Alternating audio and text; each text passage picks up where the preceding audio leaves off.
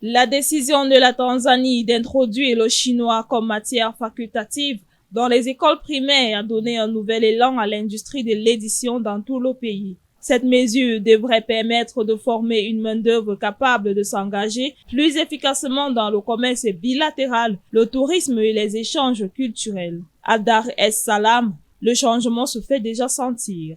Les éditeurs et les détaillants s'approvisionnent en manuels scolaires, livres d'histoire et guides adaptés aux débutants et aux jeunes apprenants. Plusieurs librairies ont constaté une augmentation des demandes de renseignements de la part des écoles et des parents, suite à l'annonce que le chinois deviendrait l'une des langues optionnelles dans les évaluations nationales du primaire. Ce changement de paysage était évident lors du 32e Salon international du livre de Tanzanie qui s'est ouvert le 21 novembre 2025, où les exposants et les représentants du secteur ont décrit cette réforme comme une opportunité éducative et un catalyseur pour l'industrie du livre.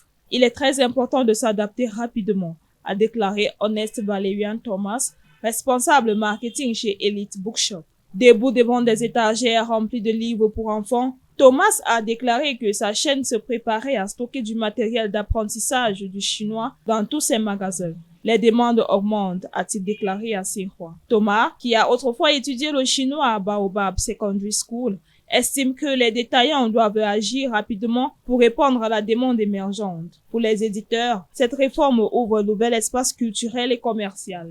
Mkuki Boya, directeur général de Mkuki na Nyota Publishers, a déclaré que l'introduction du chinois dans les écoles primaires est l'opportunité que nous attendions. Sa maison d'édition a déjà collaboré avec l'ambassade de Chine pour traduire en Kiswahili certains livres influents en Chine. L'édition en Kiswahili peut offrir aux lecteurs tanzaniens un aperçu des expériences de développement de la Chine, a-t-il souligné. Les organisateurs du salon ont souligné que l'intérêt croissant pour les supporters d'apprentissage du chinois s'inscrit dans le cadre d'une initiative plus large visant à renforcer l'écosystème littéraire du pays. Hermès Damian, président de l'Association des éditeurs de Tanzanie, a décrit les livres comme des réservoirs de réalisations humaines, soulignant que les collaborations internationales, notamment avec la Chine, renforcent la capacité d'édition de la Tanzanie.